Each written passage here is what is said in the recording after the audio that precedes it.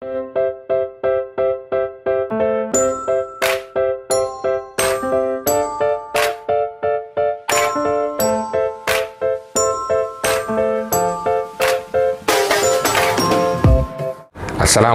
warahmatullahi wabarakatuh dan salam sejahtera. Terima kasih banyak kerana sudi datang untuk menonton video saya pada hari ini. Seperti biasa, bagi mereka yang baru pertama kali datang untuk menonton ke channel saya ataupun mereka yang masih lagi belum subscribe, saya mohon jasa biar anda untuk subscribe ke channel saya, dan bagi mereka yang dah subscribe, saya mohon anda untuk kongsikan video ini kepada rakan-rakan serta ahli keluarga anda. Semoga apa yang saya nak kongsikan sedikit pada hari ini adalah satu perkongsian yang bermanfaat untuk kita semua, insya-Allah. Okey. Jadi pada video hari ini saya ingin berkongsikan sedikit kepada anda semua berkenaan dengan respon pihak KWSP terhadap tuntutan untuk pengeluaran khas KWSP 2.0, yang mana mungkin ramai yang tidak sedar KWSP sebenarnya telah pun memberikan respon secara halus berkenaan dengan isu ini, menunjukkan bahawa mereka tahu ada desakan dan juga ada tuntutan daripada kalangan pencarum berkenaan dengan isu pengeluaran khas 2.0 ini. Jadi sebenarnya mereka mengambil tahu dengan perkembangan keadaan sekeliling. Okey. Jadi saya ingin berkongsikan sedikit kepada anda semua satu orang kata laporan daripada media semalam berkenaan dengan KWSP ambil langkah waspada kekalkan pertumbuhan dan bina semula simpanan ahli daripada sebuah media tempatan bertarikh 21 Julai 14.32 ataupun 2.32 petang. Okey. Kumpulan KWSP mengambil langkah waspada dalam menangani risiko berkaitan pemulihan pasca pandemik serta perbalahan Ukraine dan juga Rusia, dan memberikan fokus untuk mengekalkan pertumbuhan dan membina semula simpanan ahli. Okey, kemudian KWSP akan terus mengimani semula kedudukan dananya dalam saham yang pada asasnya kukuh tetapi dinilai lemah. Okey. Ada juga beberapa orang kata isi-isi, contohnya sebagai salah satu tonggak rangka kerja sosioekonomi dan keselamatan sosial negara, prestasi dana KWSP dan sokongannya terhadap modal domestik adalah penting kepada kejayaan ekonomi negara. Ini dah ada bunga-bunga dia dah. Kemudian CEO KWSP ada menyatakan bahawa 4 kemudahan pengeluaran daripada pandemik, Air Lestari, Air Sinar, Air Citra dan juga pengeluaran khas telah membantu ahli semasa pandemik. Tetapi memandangkan negara telah memasuki fasa endemik, tumpuan kini perlu diberikan disalurkan kepada membantu ahli untuk membina semula simpanan mereka. Ni pun dah ada bunga-bunga sedikit lah.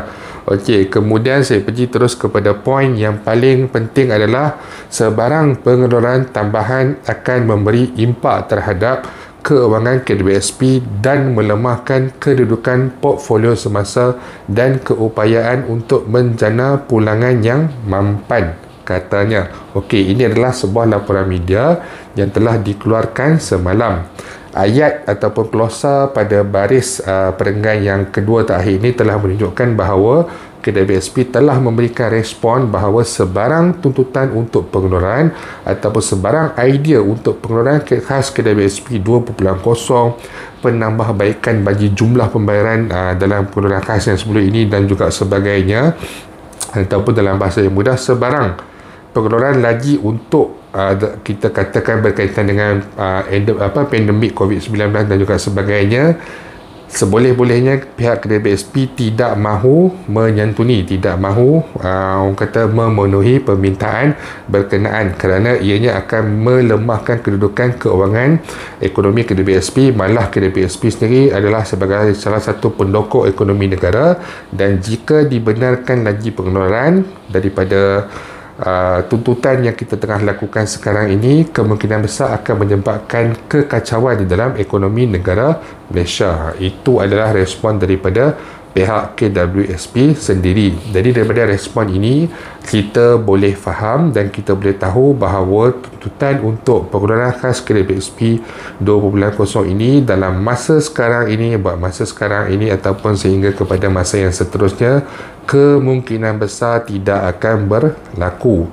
Dan sehingga ke saat ini juga saya tidak jumpa sebarang orang kata perjuangan ataupun idea daripada sebarang ahli-ahli politik, ahli parlimen ataupun mereka yang mempunyai suara yang lebih kuat untuk memperjuangkan berkenaan dengan isu pengeluaran khas 2.0 ini. Saya boleh faham apa yang dinyatakan oleh pihak KDBSP, saya boleh faham konflik yang mungkin dihadapi dan juga perkara-perkara yang lain. Tetapi saya berharap pihak KDBSP juga terbuka untuk menerima idea-idea yang telah dicadangkan terutama sekali daripada saudara Azmi Bugis sebelum ini, yang mana untuk membenarkan pengeluaran kepada suri rumah, kerana mereka ini kemungkinan besar ada yang mengambil keputusan untuk berhenti kerja, fokus kepada penjagaan isi rumah, penjagaan ahli keluarga. Mungkin yang ada isi rumah ahli keluarga, anak-anak, contoh macam saya ada anak OKU yang memerlukan perhatian sepanjang masa. Jadi mereka ini mungkin mengambil keputusan, bukan suri rumah saja, mungkin juga dari kalangan suami, sura rumah, yang mengambil keputusan untuk fokus kepada rumah tangga atas pertujuan suami dan isteri itu tadi. Jadi sedikit sebanyak jika dibenarkan dikeluarkan untuk mereka ini, saya yakin ianya dapat membantu mereka sama ada untuk keperluan harian mereka ataupun untuk mereka melakukan sesuatu daripada wang tersebut digunakan untuk melakukan bisnes online dan juga sebagainya. Sekarang kita tengok banyak dropship untuk Shopee dan sebagainya, dan mereka boleh menjana pendapatan yang baik. Jadi tak mustahil jika dibenarkan pengeluaran ini untuk mereka yang berhenti kerja untuk menjadi suri rumah. Suri rumah ini mungkin dapat membantu memperbaiki ekonomi mereka, dan tak mustahil juga satu hari nanti mereka boleh mencarun semula di dalam kumpulan wang simpanan pekerja. Dan yang keduanya, saya merasakan juga adalah perlu untuk diteruskan pengeluaran ini bagi mereka yang berusia pada 35 tahun ke atas sehingga kepada 50 tahun, bawah 50 tahun, bagi dibenarkan kepada mereka ini untuk membuatkan pengeluaran terutama sekali untuk mereka yang kehilangan pekerjaan ataupun yang terpaksa berhenti ataupun diberhentikan dan sebagainya, dan mungkin ada orang kata mereka ini dah tak boleh nak masuk ke dalam aliran pekerjaan perdana, aliran pekerjaan semasa, kerana mungkin ada faktor kesihatan, kekurangan keperluan tenaga pekerja di syarikat-syarikat tertentu dan juga sebagainya. Jadi mungkin wajar diberikan peluang untuk mereka ini mengeluarkan wang caruman mereka bagi membolehkan mereka menggunakan wang tersebut untuk kelangsungan kehidupan harian mereka ataupun untuk kegunaan modal pelaburan, modal perniagaan ataupun sebagainya. Saya yakin mereka di luar sana memerlukan sedikit suntikan wang untuk melakukan sesuatu bagi mengubah kehidupan